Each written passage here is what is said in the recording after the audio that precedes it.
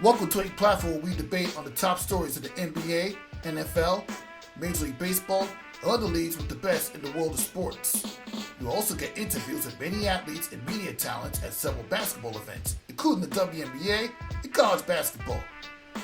My name is Rafiq Ulazon, and this is Nothing But That Sports Talk. Ionescu given space, almost daring her to take that deep shot that time. Ionescu, catch, fire, and hit! 5.2 to go, and has the first.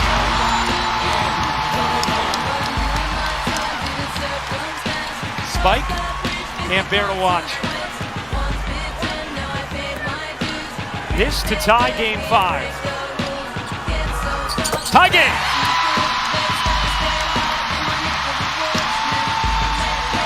You wonder, Davis connects!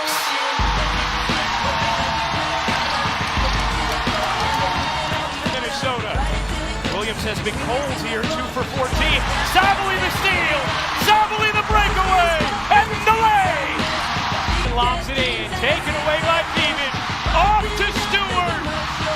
28 years in the making, the New York Liberty are WNBa champions! The original franchise has its very first title. Y'all know my story. Y'all know how many times I've been denied it, but it was delayed. That's all it was, and I'm so happy to do it here. Man, we're WNBa champs, New York or nowhere! Oh yeah, the New York Liberty finally got it done. They are your WNBa champions. And so welcome to this episode of Nothing But That Sports Talk. I'm Rafiq Ulazon alongside Ryan Walker, and 28 years in the making. You wanted the WNBA since the beginning. And the Liberty finally put a nail in the coffin after winning 3 games to 2 against the Minnesota Lynx. But you gotta admit, it was a lot of physicality in that game.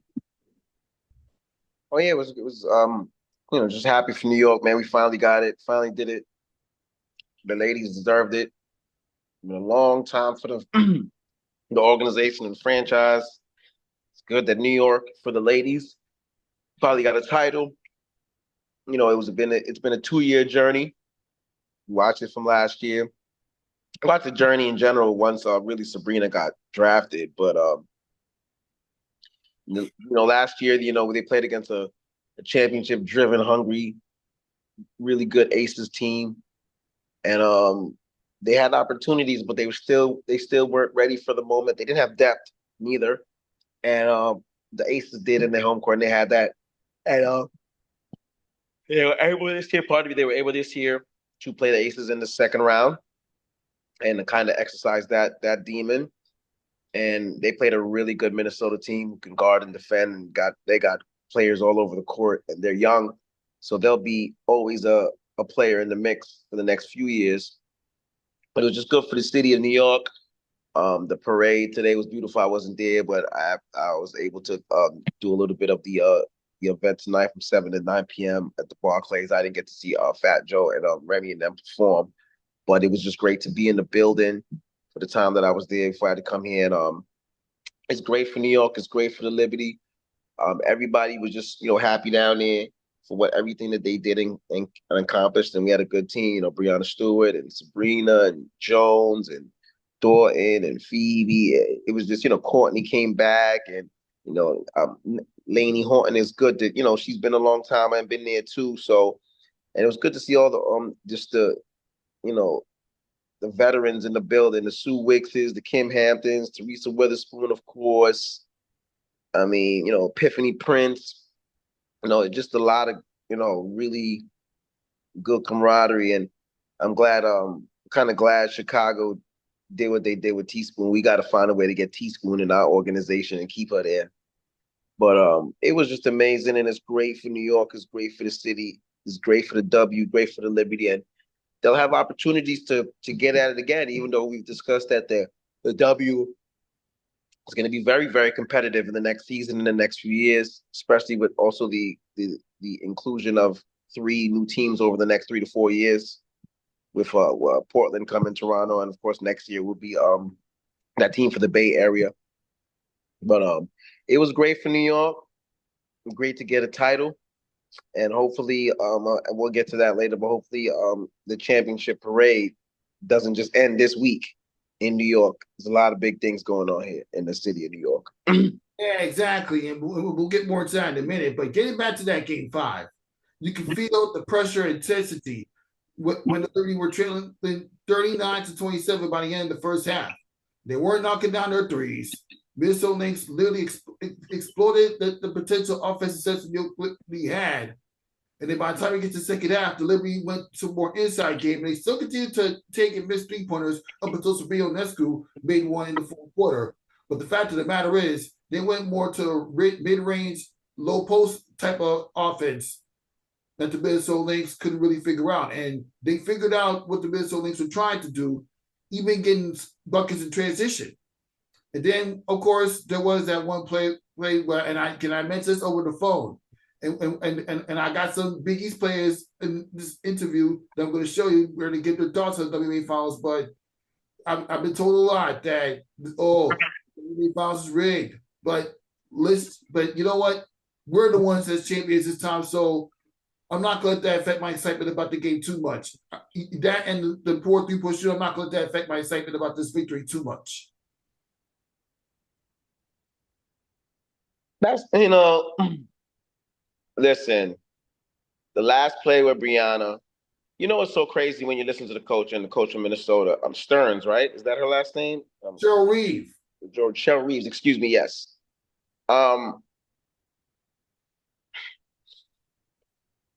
She says if she brings it to tape in and then whatever, they do the whole protest, that it was marginal contact. Now, through marginal contact, with a certain play, the refs have the authority to, if they feel it's not that much, to not call or make a call, whether marginal or not. And you know what the crazy thing is? Through everything, even though it was a very controversial call per se, and there probably could have been a little bit of a travel that maybe Breanna Stewart probably got away with a little bit before the move. However, marginal contact is still contact, correct? Mm-hmm. Yeah. So now you leave it up to the referees, which sometimes they don't call calls by the game, and they do. They made a call there. I thought there was enough for it to be called a foul. There's like I said, it could have went any way. Unfortunately for our side, it went the way for the New York Liberty side. But then here goes the biggest thing, even through that play, and she's done this before in the past. What, 2016? I was told that they mentioned in 2016 finals she complained about a shot clock violation that wasn't called. Correct. Whatever. So here goes the day. That whole fiasco. Pardon me. That whole fiasco. Minnesota, you won game 1. So, if you want to go back to the 7,000 play for game 5, you won game 1, you were up 1-0. You had an opportunity even to go up 2-0. You know what I'm saying? You won 1-1. You got the road game, so you turned the series around. Game 3, that's your responsibility to win. The Liberty went in there and stole the game again. Tracy Brianescu shot, and we already went over that, but that was a shot that literally, at least now we can definitely say that it's literally better than Teresa Witherspoon shot. Even though it's 20 feet closer, the fact of the matter is it's still that kind of shot in New York sports. You can't. Right. So I say that we're looking at all these plays in hindsight, but you guys had many opportunities to take care of your business and win that series. The Liberty didn't play great in game 5. They were gritty and they stuck together. They shot terrible from the 3-point line. They had their, the Minnesota had opportunities to win that game before that play. So if we want to go for that one play to say it's a whole microcosm of everything, so be it. At the end of the day, marginal contact is still contact. The referees made a call. Stewart stepped up and made free throws. She's been in situations where she's missed free throws for that. It just happened to work out our way. It is what it is. Hindsight afterwards to cry about it. I get it. I get it. If I was on that end of the stick, I'd be going crazy too. But I've been on the other end of the stick with plenty of sports teams where controversial calls have not gone their way, and you just got to just roll with it. I'm so old school. with certain stuff, even with me, with like if I'm around with the kids and I coach, I do this and stuff. My junior high school coach, Patrick, Coach Pat, and Coach Leo always told us no matter what, even if it's crazy, he said, you never let the referees or whatever the referees do have an impact on the game. You have more of an impact on the game than they do. You just play the game and you let everything fall where it falls, even if you're on the short end of the stick or the good end of the stick. So at the end of the day, that's why I never let referees make calls, but we also have to remember that with that profession, it's a hard job. When they right, they wrong. When they wrong, they still wrong. When they halfway, they wrong. They just don't get the leniency for that. And because I do announcing in the other realms, I have a different kind of leniency for refereeing, and I try to be fair with it. But at the end of the day, it's a tough job. It is what it is. Maybe they need to add one more ref for those situations. Who knows? And that's probably something they'll work on in the future. But to complain about it, right after, just for a great team and a good coach, it just makes you look like a sore loser. And could be right or wrong, but they had other opportunities to win this game. And if they do that, then they're never talking about that call at the end of the game. That's the way I look at it. Yeah, you're right. And not to add that when overtime came, the Minnesota Lynx didn't do that well offensively. They shot over 6 on the field goal for range. Right. And Phoebish and Sabali literally carried the team in overtime. And Donko was carrying the team the last 2 games of the series when Sabrina Ionescu and Brianna Stewart was getting shut down again. All right. And, we had other people step up. Jones is MVP of the finals. Yes. Big time series. And like you said, other players stepped up. Sabali, Lainey Horton had a big game too when it was time for make plays towards the team. Phoebe was so big. They had an overall contribution from everybody who stepped on the court, and that's what teams about, and that's why they didn't. On top of the experience and the fact that the Aces were better, that's why they didn't win last year. They didn't have enough depth, and the Aces did, and that's what propelled them. And like I said, shout out to Minnesota. They have a really good team. They guard up. They have some really young offensive good players that are going to be really good, and the coach is amazing. But we don't care about that last call and complain. We care that it went our way. Stewart stepped up and made the free throws, and we're champions. You know what I'm saying? And that's all that matters. And we have no control of the referees. Only thing we have control of is the basketball game. Yeah, exactly. And obviously, even though I didn't get to go to the finals or the parade festivities, I did get a chance to attend Big East Media Day for the second time as Nothing But That Sports Talk, and I got to speak to some players talking about the WNBa finals and whether or not it's their favorite WNBa finals matchup of all time. You're gonna have to take a listen to this if you haven't already. What do you love about watching the WNBa finals, even with the end result of the Minnesota Lynx and New York Liberty? Yeah, the finals was awesome this year. I don't think you could have asked for a better series. Besides the Lynx losing, so I'm obviously a Lynx fan, it was great basketball, great talent, and great for the sport. As a Minnesota Lynx fan, do you think that series is rigged? Do you agree with Coach Cheryl Reed when she said it was rigged and stolen from you? I think saying games are rigged might be a little far-fetched, but I do maybe think the call was questionable. Look, I watched Game 5.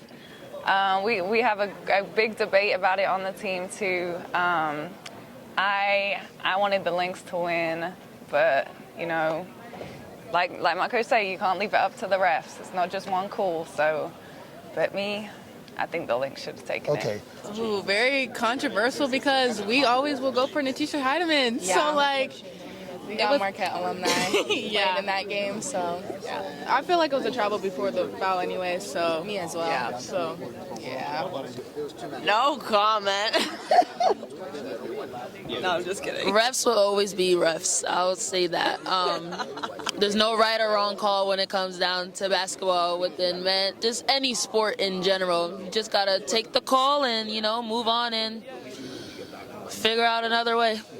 I think the championship, series, forgot the word. The championship series was amazing. I mean, almost every single game was a nail biter and had us at the end of our seats. So it just shows that those were the right teams to be in the finals. Well, I think the biggest thing I took away from it is so hard to win a championship. I mean, if you look at that series and how well Minnesota played and still didn't win it, and that's what I'm trying to instill in our players, like to win a championship is really, really hard.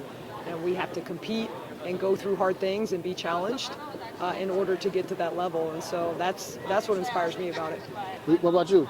Yeah, I mean, I think Coach said it obviously really well, but just being able to watch them compete and how hard they played, it was a really fun series to watch. Oh, I think it was a really great finals.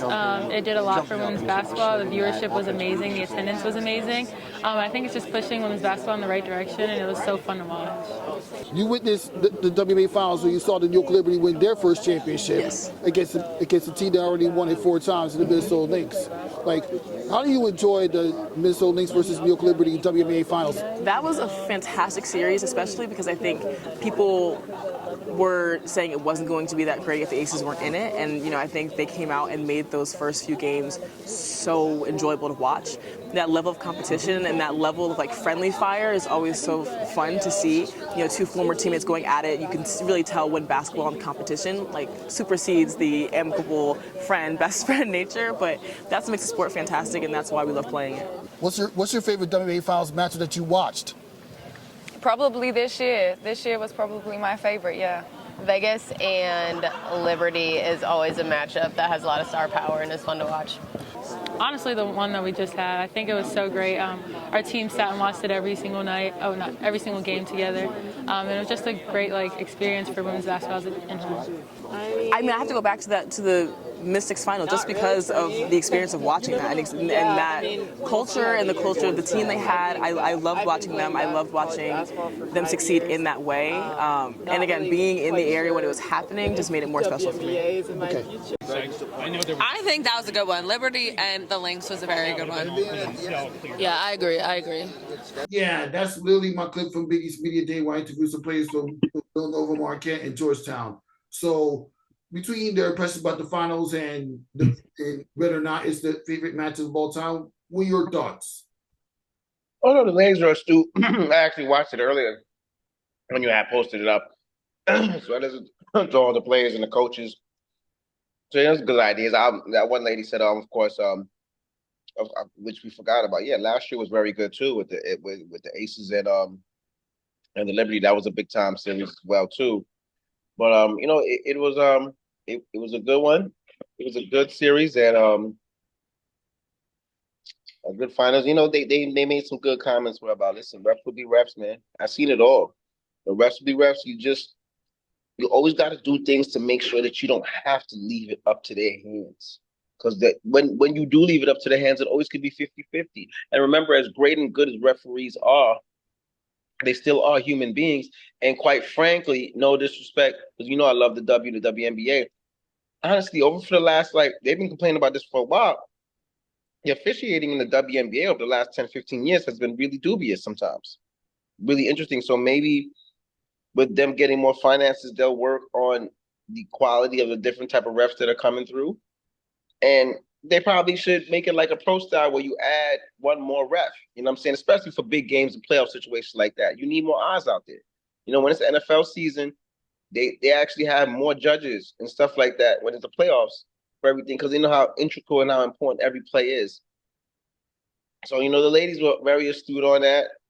And one thing I can tell you in general, it's hard to be a New York sports fan, because no matter what, the outsiders are always going to say that this and this and that. Nothing was rigged. That's ridiculous. You know what I'm saying? Was the last play a tough play to call? Absolutely. Absolutely. Without a shadow of a doubt. But listen, I'm a big LeBron fan. And I mess LeBron. LeBron, you need to shut up. Stop tweeting. Worry about the NBA and the Lakers. Don't worry about what call was not call. So, stay in your lane with that one. and whoever else was to stay in y'all lane. Now all of a sudden y'all big WNBa fan watches and y'all Minnesota Lynx supporter. Stop it. Saying like at the end of the day, it was a missed call. It's happened to every single one of those guys. Every one of them. It's happened. I've been a part of games. I've seen it. It happens. You just live and die with how things go. You know what I'm saying? Simple as that. You know what I'm saying? I've been a Giants fan, and I remember the Giants played the Niners. This is like 2003, 2004. And Terrell Owens went nuts on us in the second half. I believe Jeff Garcia might have been the quarterback on that team. And we were up big time in the first half, and they stormed back in the second half. And it was basically, I think they ended up winning by maybe 2. Yeah, it was 2 points they ended up winning by. And the Giants had a kick on like the 30 or 40 yard line. It was going to be a far kick, but it was a manageable, way manageable kick, especially for our kicker. And the whole play was botched. Like the snap didn't go right. What ends up happening is that some guy was offsides. They missed the offsides penalty from the defense. And then what happened, the kicker, when the play botched, tried to throw the play down the field. They said the lineman was ineligible, which he wasn't ineligible. The next day, look, we're eliminated. We're home. And the next day, the NFL's like, oh, we made a mistake with both calls. We overlooked that, reviewed it, and such. It doesn't matter anymore. You can't change history in sports. It's very rare that things like that get rescinded and brought back. It's got to be within dire straits. And we had to live with it. And we went home. We were actually trying, I think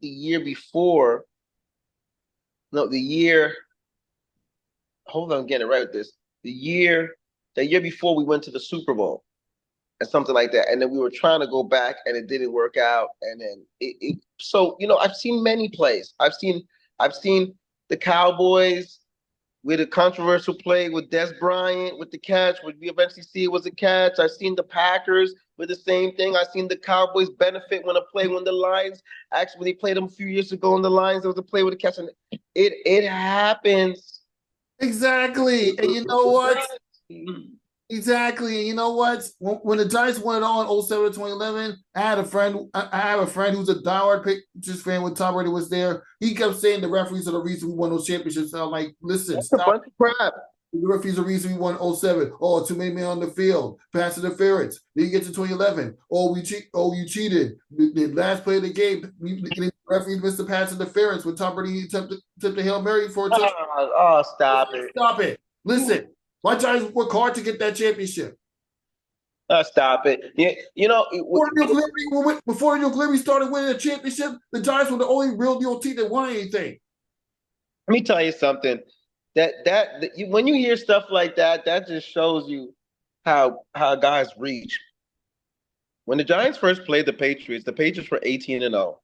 They were at that time the best regular season team and projected to be one of the best teams in the history of football.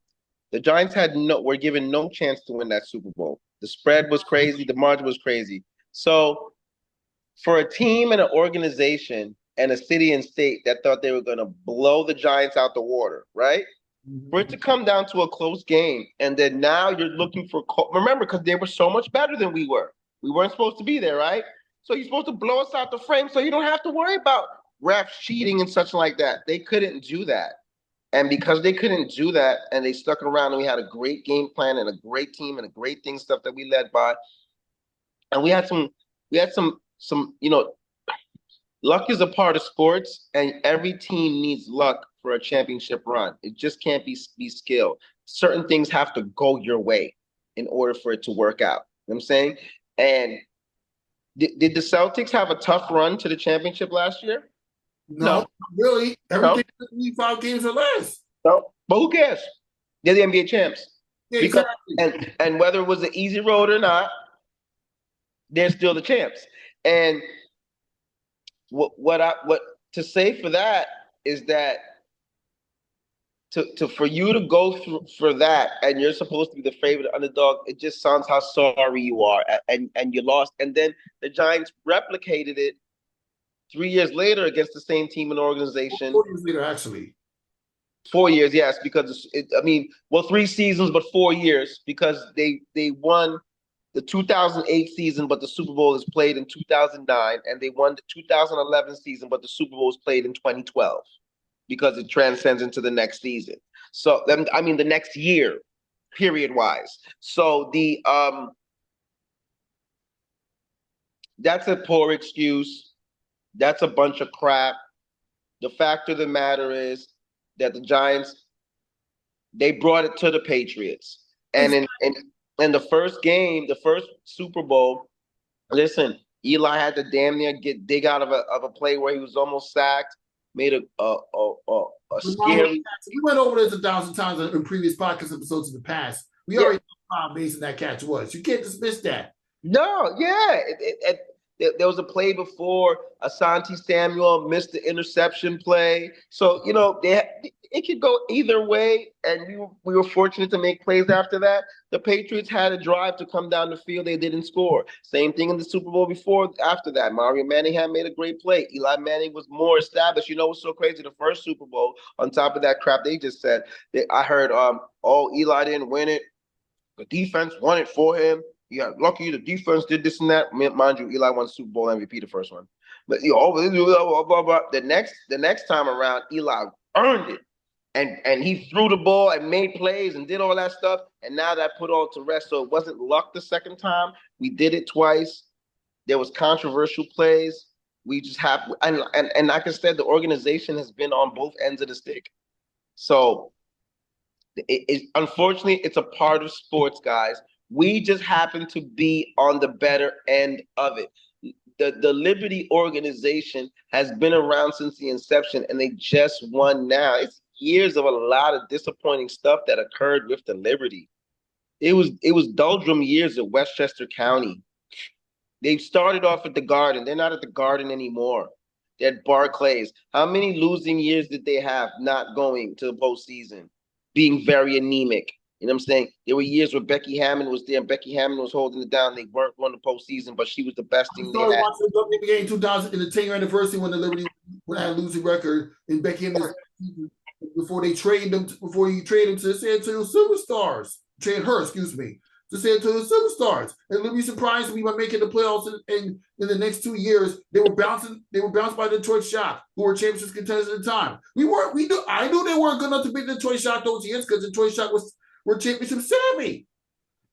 And then, they barely missed it in 2009. They made it in 2010, got somebody later dreaming of conference finals. And then they lost the first round in a couple years after that when they had those 2 seasons to play in New Jersey because of the MSG reconstruction. They come back to MSG. They were elite when Tia Charles was there, but they couldn't make it to the finals. And then, they were bad for 3 years until Sabrina Nescu came in. And there was a couple building blocks, a couple heartbreaks, and a couple blowout losses, but the fact of the matter is the Liberty are champions right now. So all the crap we said about the referees and the poor 3-point shooting in this particular Game 5, I'm not going to affect my opinion too much because I enjoyed this championship season by New York Liberty, and I know you do. Care about that stuff. Where? Oh, we didn't get a call. I frankly said that same thing at Big East Media Day. He was like, when. The fact of the matter is the Lynx lost. Y'all shot over 6 for field goal range in overtime. So let's stop right there. Shout out to Arnie and Franklin. He do a phenomenal job for Dunkyard with your friend Mo doing that podcast. They did a pretty good job. I had a chance to meet Mo and them at the Red Bulls half-court event, and unfortunately, Nikki Avery's team ended up losing the qualifying round. But it was still a very intense game. You see the highlights. It's my man Maurice Richardson. Yep, 20 Presents. It's my guy, man. We do a lot of good work together. Yeah, and he's doing podcasts with Artie. You know what? I promise you, a crossover with Dunkyard, nothing but a sports talk. Hopefully, we can work something out. Don't worry about that. That's gonna happen in time. He got a lot of things he's brewing with, but I think I'm gonna try to see if we can lock in a time when it's almost close to the 20 when he does his Rising Stars Classic, which God bless him. I've been fortunate enough to be there with him for the first 2 sessions and to be announced, which is a great day, and have, so many of the top kids in the metropolitan area he has for that day playing, which, is coming up in a few months again to be back at it. So maybe closer to that time, we'll all get in and do it. But now my man Maurice is doing a great job. and very nice guy too, humble, hard worker, very intelligent, very savvy. Him and Shay Days went to college together.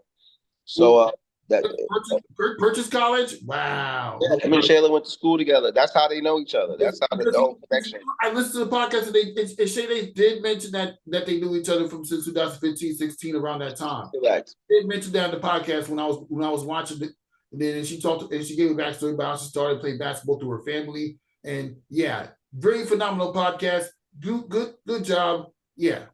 Yeah, that's my man, man. He do good work. So man, they working at it, and listen, at the end of the day, the Liberty took care of their business.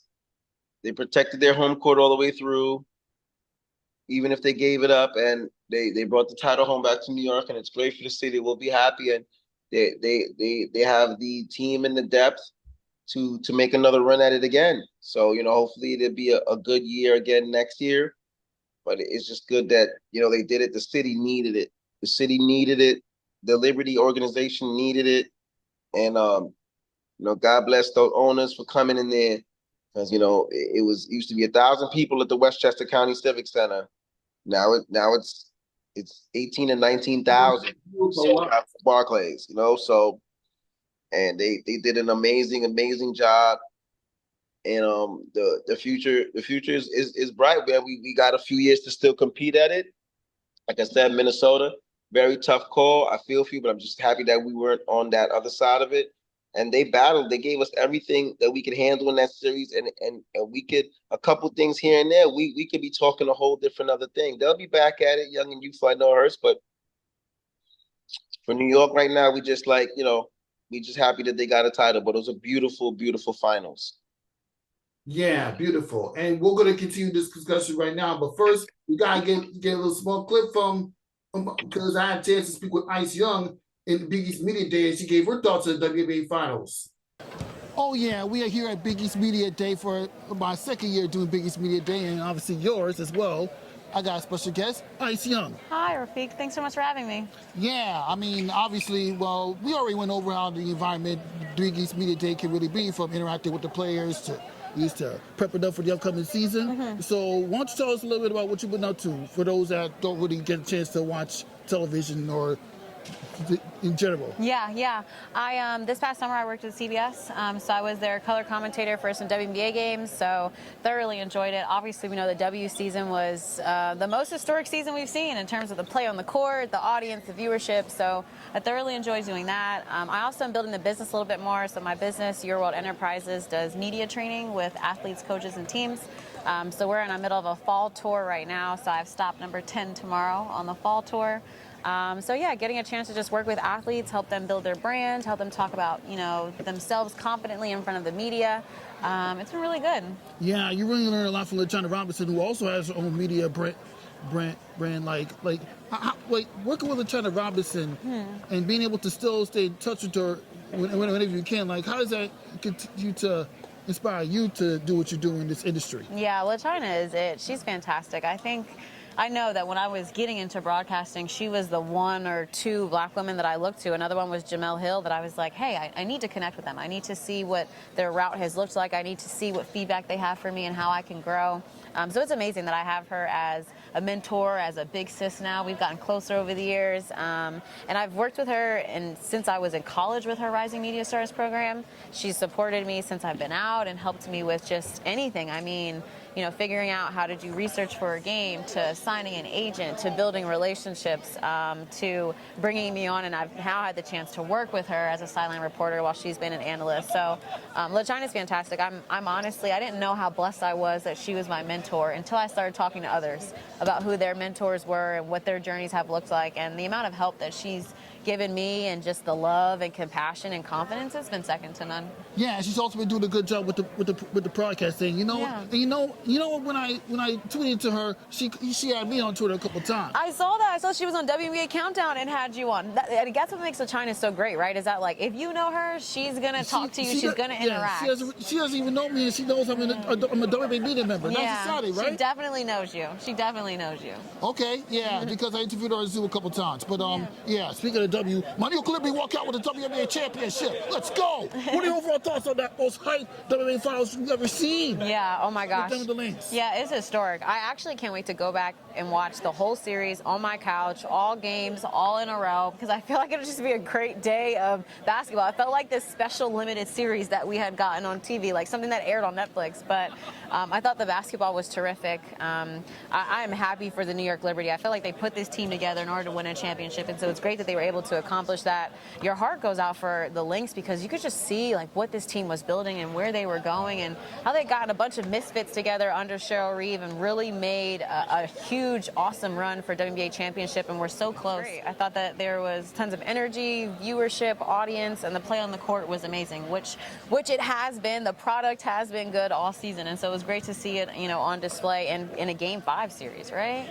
Yeah, exactly. And you know what? There are a lot of conversations about the media, and people had conversations with me because of the fact that the game was stolen from the Minnesota Lynx. And you brought this up on Yahoo Sports, where Cheryl Reeve was talking about how that game was stolen for the Minnesota Lynx that led to Liberty victory, courtesy of that play where Brianna Stewart was fouled by Elena Smith. Do you agree with her? I can understand how Cheryl felt it was stolen. I think it's tough when referees make calls and we don't agree, and I think that's the game of basketball. I was going to say, one of the reasons why the New York Liberty was so good this season was because of their depth, and so it was nice to see that throughout the series. You don't just need the star players, the Brianna Stewarts and the Sabrina Ionescu's. You need the role players and sometimes the superstars in their role, i.e. Jonquel Jones winning MVP, to win, and so I think New York won because of their depth. There's so many people walking by, unfortunately. Well, I guess I'm going to wrap it up. This is Ralph Fico, nothing but that sports talk. We'll see you next time. Yeah, now that we got that out the way, obviously we had that going on. And the Yankees in the World Series, once again, only this time they'll be against the Los Angeles Dodgers, a team that the New York Mets couldn't defeat. Which leads us, and I'm bringing this up because I want to answer this one question. I mentioned this on the topics. How big time will it be for the Yankees to win the World Series the same month or same week span that the New York Liberty won the WNBA Championship? We just want to win it in general. You know what I'm saying? It'd be great for the city, of course, back to back, week to weeks. If they could, we can get a ticker tape parade on Canyon of Heroes. So I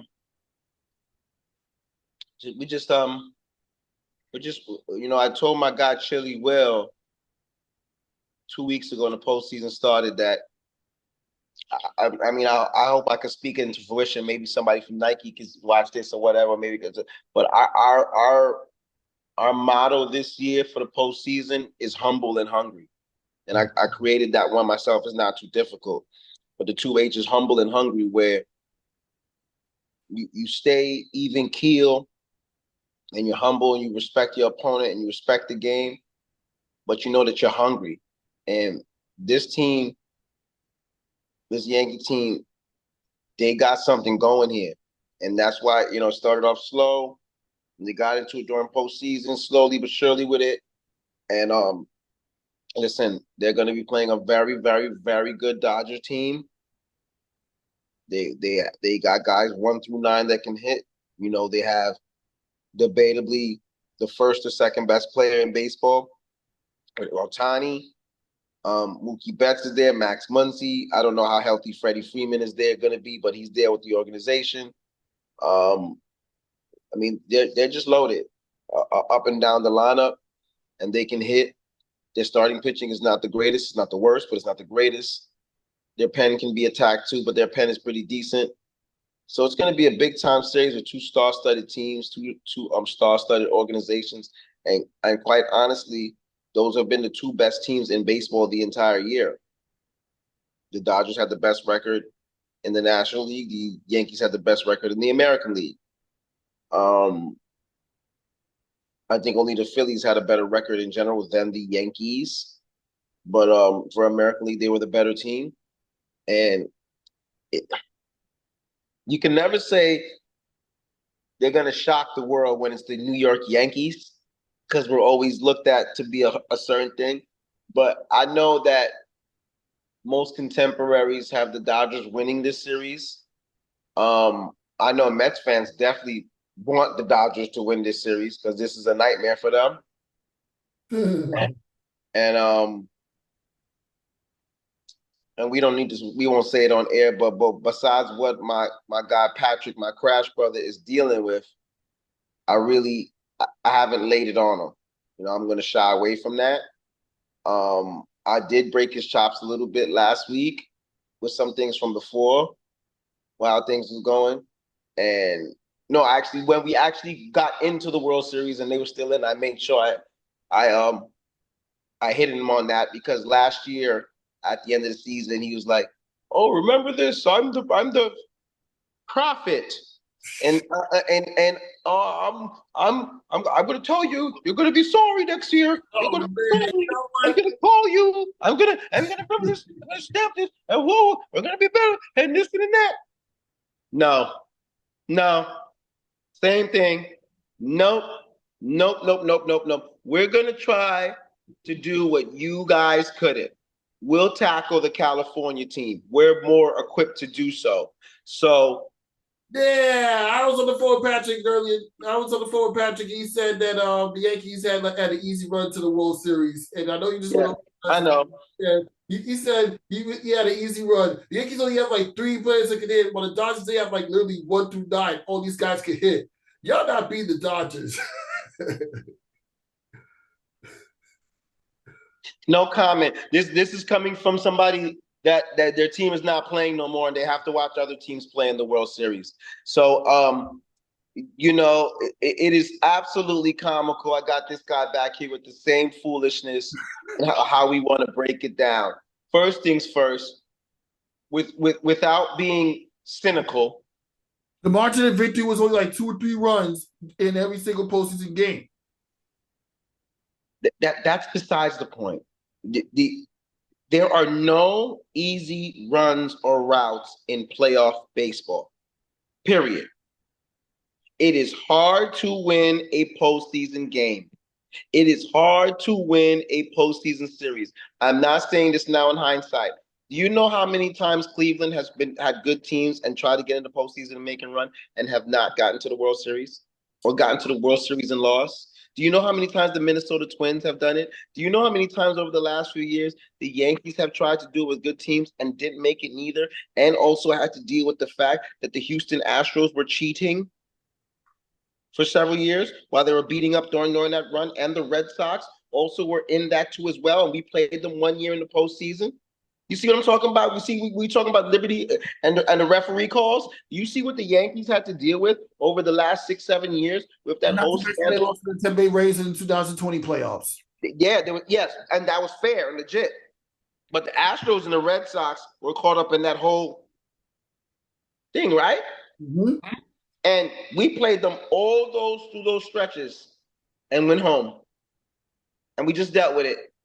And we couldn't go back and cry about we could say, oh yeah, but we still had to deal with the losses. So with me being that said, there's no easy routes in postseason baseball because it is hard to win a postseason series. Tigers have sent us home many times, but now let's backtrack. Okay, we had an easy route to what we did, right? But remember, that's only hindsight. Because if they would have lost, they would not have said that.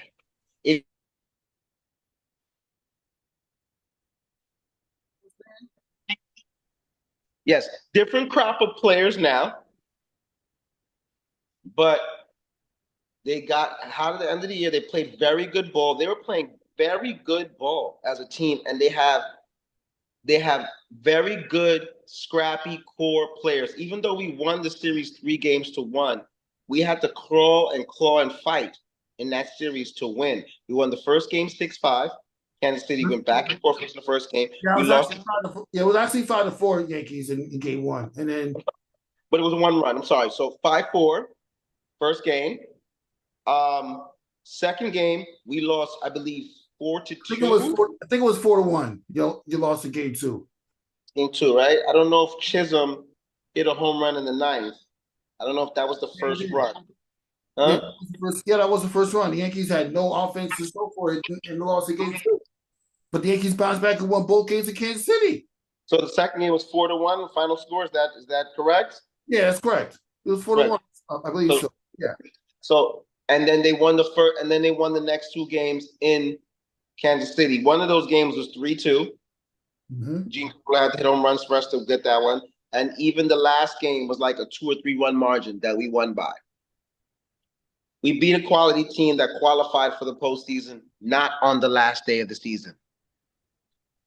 Now, with that being said, we played the Cleveland. Not lying, it was 4-2. The loss of game 2 to Kansas City Royals, that was 4-2. I knew it was 4-2 because they had a run. They weren't. It wasn't a shutout going into the 9th inning. They scored a run on something simple in during the game. I don't know if Glaber might have had a shot or something, and then Chisholm hit a home run in the bottom of the 9th, and then after that we didn't get anything else on the board.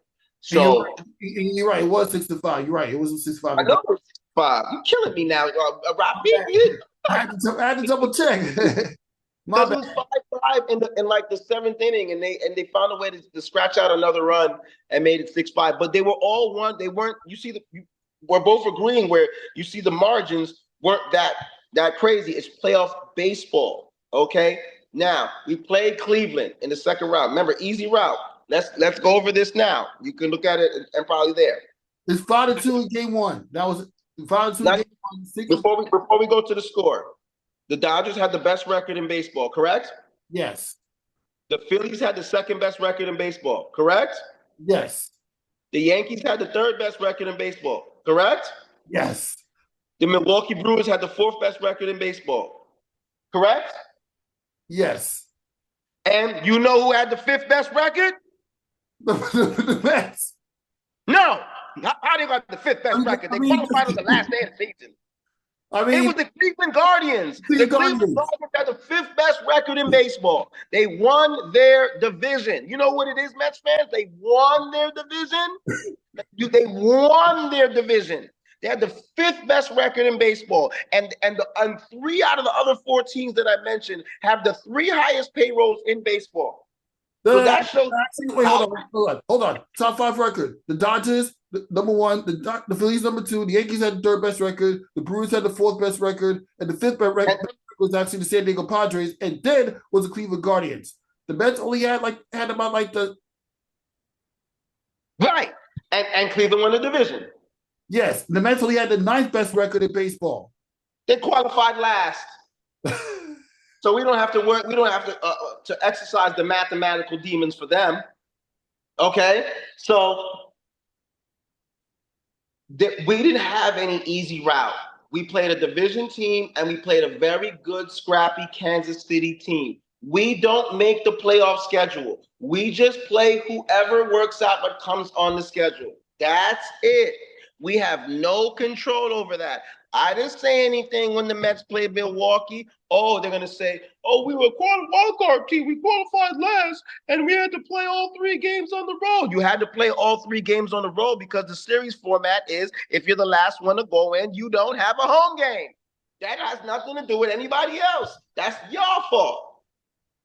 You win that series against Milwaukee, who you're better than, and proved it, because just like I told him, he's like, oh, I said, Milwaukee has been doing the same thing the last 5-6 years. No disrespect to Craig Counsell. He's a very good manager. They have a very scrappy, good team. They have some good guys on that team. But the Brewers have been winning 85 to 95 something games the last 6 years, qualifying for the playoffs and going home in the first round. Exactly. That's what they've been doing. So now the second round comes, you play the Phillies, and the Phillies are a good team. They were one of the tops in baseball. We do know that they were still dealing with some injuries. We do know that they weren't the same team that they were from the year before and the year before with the buzzsaw. The Mets actually played very well and beat them more in the regular season. So they were confident going against this team. Did I not pick the Mets to beat the Phillies? Yes, you did. You did pick them to win. On air. So when people want to say you a Mets hater, no, I call it like I see it. And I thought the Mets were better than them. And I thought the Mets had the psychological advantage. And I said, they're going to beat the Philadelphia Phillies. And then I said, I'm not a Mets fan, but it's against my religion to go against a New York team. So I was, especially when it's one of our city rivals. So I'm not going to say, hey, the Philadelphia Phillies are going to win. I'm not going to do that. But I did think the Mets had the advantage in the series. And clearly they won. They actually really dominated the Phillies. right? So they won that series and they go from there. Reality check stepped in when they played a team that was way better than them. Exactly. I knew the Dodgers was going to be a tough out. Well, I was the one that said on the air last week, Ohtani's a problem. Shohei Ohtani's a problem. His teammates is a problem. I was the one that said that. And then they proved me right. I got Patrick and this fool that told me the Mets are going farther than the Yankees. That didn't work out. That didn't work at all. And that profit crap. Confidence. We came back from 0-5 and 22-33 to become within 2 victories away from facing the Yankees in the World Series. And that did not happen. Nope. So that profit stuff, that crap that he told me the Mets are going to be better and this, and that, it did not happen. What we do see is that the two best teams in baseball are playing against each other in a few hours in the World Series. It's going to be a big time matchup with big time stars and players on the team. And I'm telling you, we got a way better chance than what people thinking that we isn't going to have a chance. If all our guys is hitting through that lineup, the Dodgers are going to have a hell of a chance to have prime on their hand too. And our starting rotation is actually better than their starting rotation. We have Garrett Cole going for game 1, Rodon for game 2, Clark Schmidt for game 3, and Luis Gil, the young sensation, for game 4. I'm confident with that. So if things go a certain way, we will have Garrett Cole for the end of the series and Rodon for the end of the series if needed. I think we will split in LA. I think we will come back to the Bronx 1-1. And mark my words, game 3 is going to be the most important game of the series. If the Yankees can win game 3 at home and go up 2-1 and now have 2 other chances at home to try to do something, we're not everybody else. We're in good prime position. And we will finish it off if we get in that prime position. So once again, no disrespect to the Mets, shout out. But once again, for this year, you can have those 4 wins in the regular season. Didn't I talk about this? Yes, you did. They were happy about game 78 and 79 and game 96 and 97. Who cares? Baseball is a marathon, not a sprint. And if you want the 4 games in regular season so that you can have those bragging rights, that's fine. I'd rather play the whole postseason. We want the 4 wins now. And the reason why they definitely don't want to see us win is because if we win, we would have beaten the team that they can't and will be champions and be sick again. And here goes the thing. If the Yankees beat the Dodgers in the World Series, what the hell you think the Mets was going to do with us? They have no bullpen. Edwin Diaz is the best thing they have. He's coming off that surgery. He has not really been the same since then. And you know what? Manaea only pitched like 2 or 3 innings because the bats was all over him. Pretty much he was a bullpen the rest of the way. What the Mets were thinking doing that? Quintana is average. He's not a scrub, but he's average. Luis Servino is serviceable. We know what he had on the Yankees, but he's on the decline of his career. Talking about he wants to come back. That's a whole different other story. Senga was their best pitcher. Senga was hurt all year. They bring Senga back in the postseason. The most stupidest thing in the world. Senga was getting beat up on because he's not ready yet. He only pitched 2 innings in his appearances. Here goes the truth of the matter, whether they want to bite it or not. The Mets were terrible to start off the season. They were terrible in the first month. They got hot during a really good time. They steamrolled through everybody when they was doing that. They got level key again. They picked it up again. Then in the end of the season, they fell down because the best thing the manager did, which he's a good manager, it was put Francisco Lindor to lead off the lineup. That's what changed the Mets. And when they, at the end part of the year, when they were losing games, they were losing because Lindor was hurt and not in the lineup. Lindor comes the last 1 or 2 games of the season. They beat Atlanta. They get out of there. They go on a run. They're the best thing since the 86 Mets. Stop it. Stop. Stop it. All year I've been hearing this crap. It's crap. You lost. The Dodgers are better. You're not in the World Series. There's no profit. Crash Brother Patrick. Well, make sure I'll send you this clip. You're not a prophet. Prophets are in Bibles. Okay, and you're not one of them. Your baseball intellect is great, but you root for a losing team. They have not won since 1986. They went 2015. They got blasted by the Kansas City Royals, the same team which was easy for us, right? We had an easy roll. They blasted y'all 4-1. You played the Subway Series with us in 2020. We blasted y'all 4-1. Stop it. Stop it. This is not your town. It will never be your town until you get 27 championships to talk about. I don't care what billionaire owner you have. You're probably still not going to get Soto in the offseason. That's a whole different other conversation. But go ahead and sell your life away because you know you want to do that because you see what's going on with the Yankees. And you will have to watch us today, at 8:08 on Fox because you don't have any baseball to look forward to. And the big brothers are going to go take care of the California kids because the little brothers can't. Okay. Okay. I wish the Yankees the best. I wish you the best against a Not you. You know I love you. You know who I'm sending these messages to. And I'm going to make sure that when we make this a final edit, I DM them directly to hear these parts. You're watching us and you're going to be sick. You're going to be sick if the Yankees lose. This is their worst nightmare. This is their worst nightmare. They can't sleep, Mets fans are going to watch the World Series more than Yankee fans do. That's scary because we're going to be watching because they're going to be sitting there waiting for the downfall. I can't wait for them to lose. I can't wait for them to lose so I can text everybody and I can call because now I know about baseball. Now I can talk about baseball because the Yankees lost. Oh, sit down. What did I tell you about Shohei Ohtani? What did I tell you? Not you. This ain't you. We know who I'm talking to. They know who I'm talking to. Keep waiting. The anticipation of death is worse than death itself. And if they win it next week, I promise you, bro.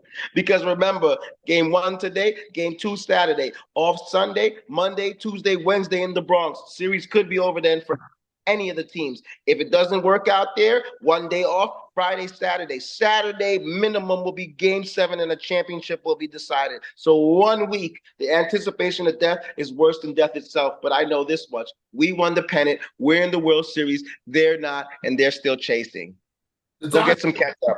The Dodgers have lost 2 of the last 3 World Series appearances, and a certain rival team for them. Yeah, a certain rival. They had to win during COVID year.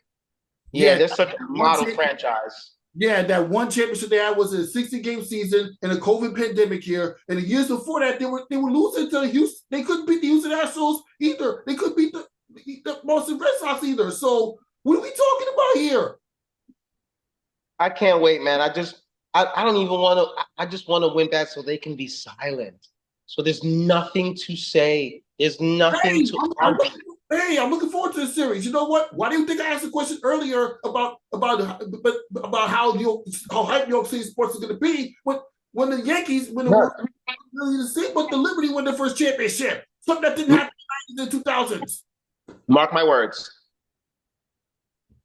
If the Yankees win, if they win this series, mark my words, Mets fans, Mets Nation are going to say, the Yankees paid for a championship, we bought it. The Mets have the highest payroll in baseball. They're going to say, oh, yeah, watch all the excuses. Never no credit. I've never seen anything like that. I got my man in the back. That's why you have to discuss that with Ryan because how are you really telling me you're cheering for the Dodgers and they from California and you from New York? When the Mets played the Phillies, matter of fact, the first 2 series, I picked the Mets to win. This is the only one I said, they in trouble against the Dodgers. But I don't want to stick it up because the Mets had this magic mystique going, and I know how playoff baseball magical things can happen. Okay? But to hear that from them and to know that they're waiting for the Dodgers to win because they don't want New York to win so bad is absolutely disgusting. And that's why I'm going to write a novel about Yankees and Mets mental fan state of the fans, and how the fact that they're just jealous that they've never won as much and always been the understory. So they always have to be jealous and envious and say blasphemous things to bring attention for themselves. I told my man in the back, I said, stop saying that. Oh, I said, listen to me. I don't want to hear that crap about not winning and not going since 2009 again. You have not won the World Series since 1986. And Jesus Christ, the Liberty have won before the Knicks and the Mets. Exactly. We're talking about the Mets. Are you kidding me? The Nationals are an expansion team in the division. They were the Montreal Expos at first. They won a World Series since '86. The Mets have not. The Phillies won in 2009. 2008. They still have not won. The Atlanta Braves won a World Series in 2021. And they couldn't win for 1,000 years. They won 1 year, when was it, 1995? And could never win again, and won. Jesus Lord Divine. The Florida Marlins are an expansion team. They beat the Yankees, and that would not have happened if it wasn't for that dumb play at the end of Game 6. No, the Miami kicked our ass in that series. Pardon my French. They were better than us. We lost 4-2, but we had no chance. They was good. They had all the good pitching that time. They had Beckett.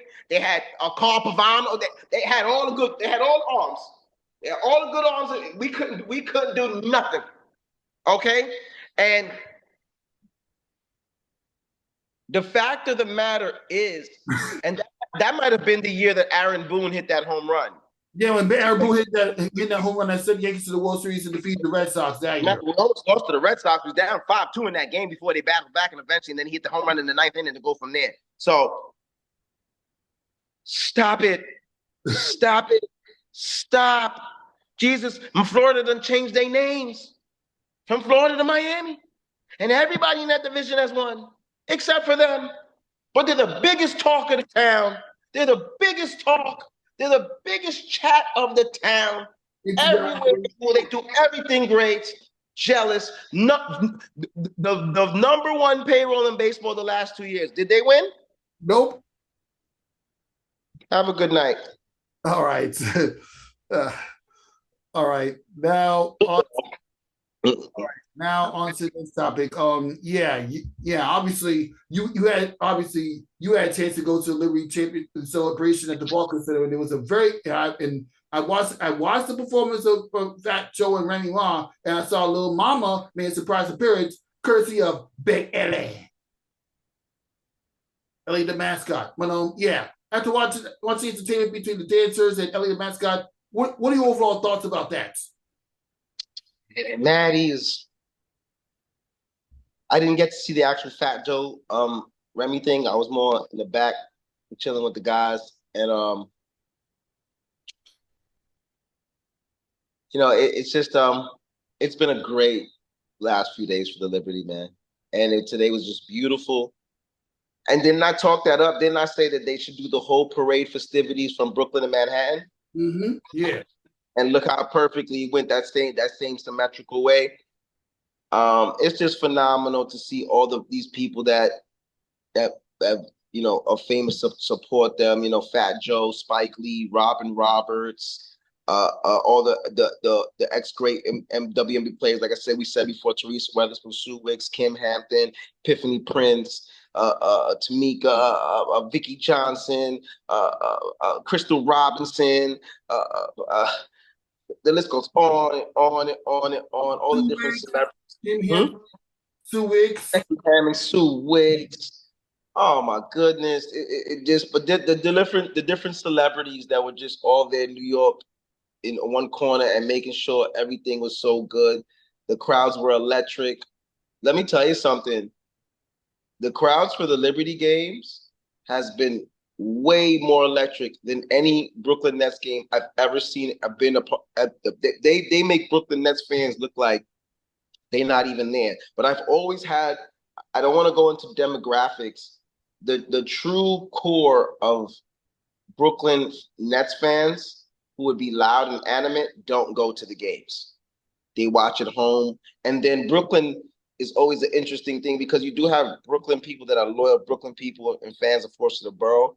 But let's be honest, this is a Knicks town. So there are a lot of people in Brooklyn who are still and who are Knicks fans. You know what I'm saying? So that win over is very, very difficult. And that I think that, sometimes without being facetious, when you go to the Brooklyn Nets games, the first couple of rows are either rich white people or rich people or people that don't really bleed basketball. So they're not as passionate. A Knicks game is passionate fans.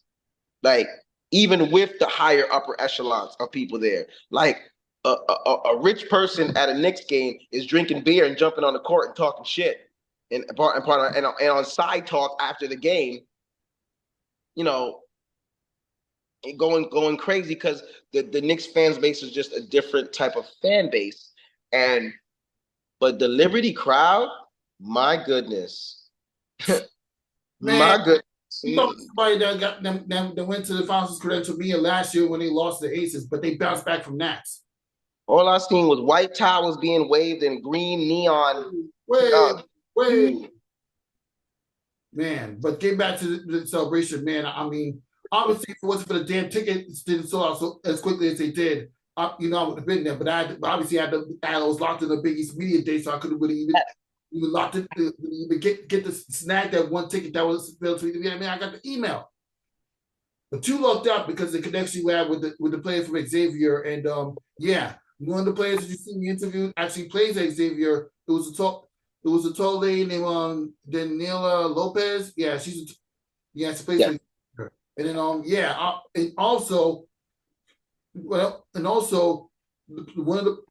the coach of Marquette named Kara Konsugura. She used to play for the Utah Stars in WNBa for one season. Oh, nice. Utah Stars, wow. Retro. Yeah, she only played one season, and she did get a call she mentioned she did get a call for the Phoenix Mercury. Saying they're going to call you back with his open spot, and she never did. But hey, Liberty are the champions. They earned it. They deserved it. What a great season. They were, it's so crazy. No, we didn't. The first major professional basketball championship was the New York Nets in 1976, but they were the ABA. So yeah.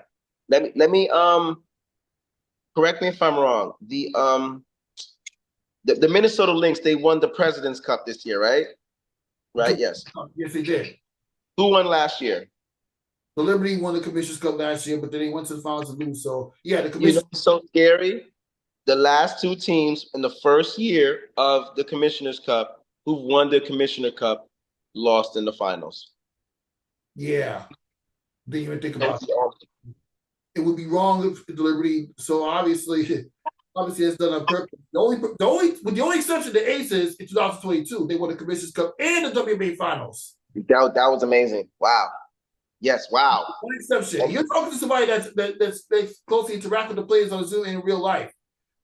That's amazing, bro. It did, and I may not get the same viewership as people at bigger media platforms, but obviously they'll get there one day with enough. Yeah, it's all right. The work in the dark sometimes will come out in the light. So don't worry, Freak, you're doing the right things.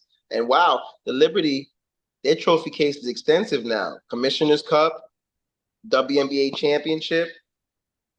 Yeah, that's pretty dope. And don't worry, listen, your work is gonna sit in through. It's gonna be it's gonna be all right with that too. Sometimes people tell me that too. It's like, oh, Wavy, you do all this stuff. You should have more followers and more stuff on Instagram. I don't want more followers. Whoever they follow me, that's who it be. If it gets to a whole different level with that, but my purpose and journey through this sports and basketball life is not to be the most liked or to have the most people view or watch me. Is to have an impact on everybody who's around my circumference. And when I do this or announcing or any other thing that's whether scouting, coaching, recruiting, or for the basketball realms that I do, I always make an impact on everybody that I'm around. from players to staff to coaches, the people that I speak to. And I have a lot of people that I could chat to, and I have a lot of plugs with a lot of things through just doing things the right way. So sometimes with this game, it's not about how many people view you. It's about who views you and who you impact with the game. So you're impacting a lot in the culture, whether you believe it or not. So whether we do something like this tonight and 13 people view it, or 65 people only like it, that's fine, because you just never know how all those group of people might have reflected the message to somebody else or passed it and somebody else seen it. You still getting calls, you still getting bookings, you still getting media passes, you still being a part of a lot of different things. You know what I'm saying? I don't. I mean, I guess it's hard to get credentials to WNBA because they're getting hot right now. Right. But you know you what? Get that. It's just a matter of collaborating with somebody or against somebody else's platform at this point, which is kind of starting to put that sports talk. But whatever. Keep grinding. Yeah. And you want to know what else? Now, well, we Liberty won the championship, the Yankees in the World Series. Now it's the New York Knicks to follow suit, and they're off to a bad start this season as the NBA season just took off this week. They gave up 29 3-pointers by the Boston Celtics, but it's expected. The Celtics are the big threat to the New York Knicks making to the NBA Finals. You can't expect the Celtics to at least get the first game. And other highlights to mention is that the Los Angeles Clippers had their arena opener at the arena opener and took an overtime loss to the Phoenix Suns, courtesy of Kevin Durant's heroics. And then you have the OKC Thunder smacking up the Denver Nuggets, and LeBron James and Brian James debut on the court together for the very first time.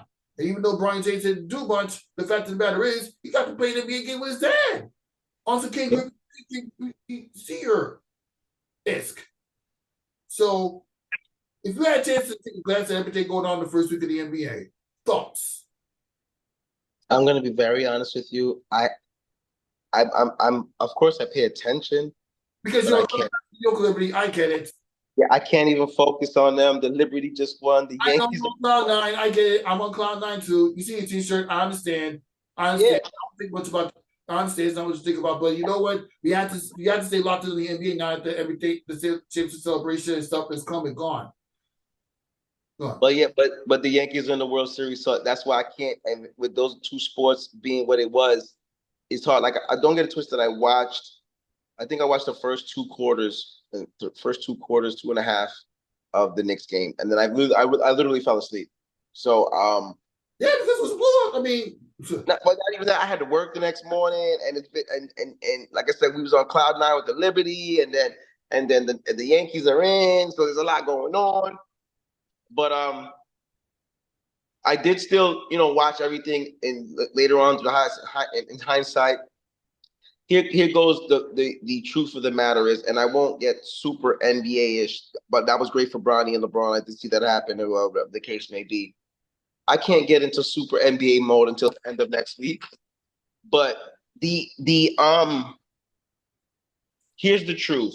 The Boston Celtics are the NBA champions. The NBA champions for a reason. Mm-hmm. It was opening night, championship ceremony night for them, national TV, with a roster and a team, even though Porzingis wasn't there. But Porzingis, every time he drinks at the water fountain, he's hurt. So that's nothing new for the Celtics, even though he came back and he played in the championship final, blah, blah. The Celtics core and that team, they know each other. Mm-hmm. And the chemistry issues, they don't have to worry about that because they're a cohesion unit. So the champions did what they were supposed to do on national TV. And let's get this straight, because many teams do this. It happens. By golly, if a team makes 29 threes, it don't matter what team it is, you might lose. That's 87 points from the three-point line, correct? 30 is 90, right? Mm-hmm. They scored 87 points from the three. Bro, they could beat the team from Space Jam making 29 threes. Mm-hmm. That's a lot of threes. So any professional team that makes 29 threes in a night might be victorious. That's just my theory. But with that being said, this is what Knicks fans, I'm a Knicks fan too, and sometimes we do this crap we do that Mets crap, and I gotta lure some of my Knicks fans in a little bit to say, all right, we gotta be on cloud nine, but let's pump the brakes a little bit. The Knicks, in essence, have a new core of a team this year. Brunson, OG was faces that are from last year, and a couple others. You got to remember, Mikal Bridges is a new face. Karl Anthony Towns is a new face. The young kids, Daddy Out, Tyler Kolek, who's going to be there. There's a lot of new core that got added with the core that was last year. So it's going to take some time for that to work and gel. They're running a lot of the same offensive sets, but they're playing a different way too because of what Karl Anthony Towns and what he can do with his skill set of how they do it. So you're going to run things a little bit differently with how Julius Randle was there and how he plays compared to how Karl plays. It's going to take time. The Knicks won't completely know themselves until December. I promise you that. So, guys, there are 81 games left in the season. Really? Is this what we're doing? We're crying because we lost to the NBA champions who made 29 threes on their opening night. And the Knicks actually look like they juggled very well in the game offensively. If they played better defense on 3-point land, it probably would have had a better chance. But you know what? It's only the first game of the season. They got the rematch of the Indiana Pacers. So yeah, it's just too early to get too apprehensive. It's going to take a time, and when they do gel, you're going to see they're going to be a decent ball club. And you just tip your hat to the Celtics, to the champions. They made 29 threes. They're a very good ball club. They're the championship team for a reason. And I can't really get an analysis off the Knicks until they completely get acclimated together. You also know that Mitchell Robinson eventually, whenever he has to come back. That'll change the impact of what's going on with the team as well. It's going to take time. So, but shout out to the Celtics and shout out to Bronny and Young and King James for what they did. It's about time the Clippers had their own stadium. And of course, they opened it up with a loss. Yeah. And obviously, we don't have time to do any more episodes of the NFL picks this week. I'm going to give a week because you know the Giants are going to lose to the. No, you can run through them right quick. I mean, if you want to, but the Giants are going to lose. All right. Well, yeah, we'll do some quick talk with the NFL as the Minnesota Vikings got upset by the Los Angeles Rams on the road. Who would have thought that would happen? And Matthew Stafford threw for 279 yards. Justin Jefferson had about 150 receiving yards, and and all that, and back and forth affair was a good offensive game, but the Los Angeles Rams came out on top and a much needed victory at home. So, yeah, that's one thing to look forward to be excited about for LA fans. But now we get to the picks for the NFL to wrap up the show. Philadelphia Eagles on the road against Cincinnati Bengals. Who do you have? Philadelphia Eagles smacked the Giants, by the way. Oh, the Giants stink. The only thing bad about New York sports right now is the football team. They stink. Yeah. Not including Buffalo, but the Cincinnati Bengals. Excuse me, the Cincinnati Bengals at home against the Philadelphia Eagles. Who you have? You know what? Cincinnati's been playing better. I'm gonna go with Cincinnati on this one. Okay, Baltimore Ravens on the road against Cleveland Browns. Baltimore. Oh, okay. Tennessee Titans on the road against the Detroit Lions. Lions will be killing it.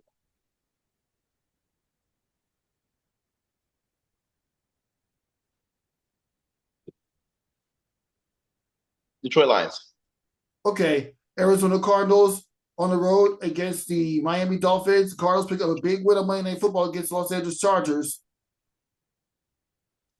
Yeah, this is a tough game. Ugly pain to pick. I'm going to go Cardinals as well. Two Kyler's back, no Tua. I'm going to go Cardinals.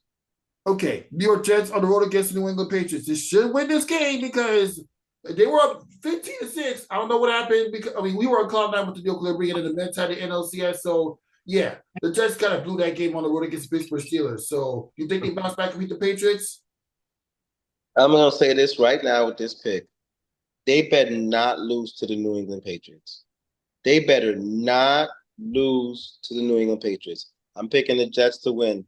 They dominated them earlier this season. I think they beat them 24-6. Mm-hmm. They finally caught the number with them. I don't think the Patriots are that great. especially at the quarterback and so on and so forth. They compete on defense, but besides that, so I'm picking the Jets. But if they lose this game this week, the season is definitely over for them, without a shadow of a doubt, which they're already on the brink of being over. Mm-hmm. Atlanta Falcons on the road against the Tampa Bay Bucks. I want to pick the Falcons so bad. No, you know what? Tampa Bay got injuries. I'm going Atlanta. Okay. I was going to say Tampa's going to bounce back, but I'm going to go Atlanta. They're playing good football. Green Bay Packers on the road against the Jacksonville Jaguars. That's obvious. Green Bay. Okay. Indianapolis Colts on the road against the Houston Texans. Texans, they're savvy this season. Texans. C.J. Stroud. Okay. New Orleans Saints on the road against Los Angeles Chargers. Chargers. Buffalo Bills on the road against Seattle Seahawks. Bills. Carolina Panthers on the road against the Denver Broncos. Denver Broncos. Kansas City Chiefs on the road against the Las Vegas Raiders. They're gonna get a loss sooner or later. I don't know if the Raiders can do it though. And I think they just picked up DeAndre Hopkins, right? Kansas City. Yeah, they did. Chicago Bears on the road against the Washington Commanders. Ooh. The Bears. They're playing good football. Okay. Now it's the return of the Dallas Cowboys. Well, even though they're not that good, they do have a record on the road. Do you see that last night against the 49ers? No.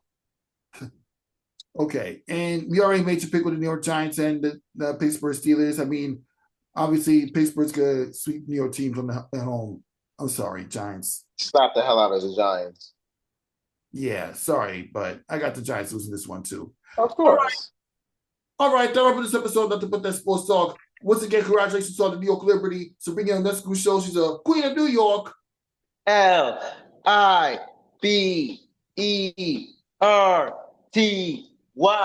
Liberty. Yes, sir. Ryan Walker, I think Luzon. We'll see you next time.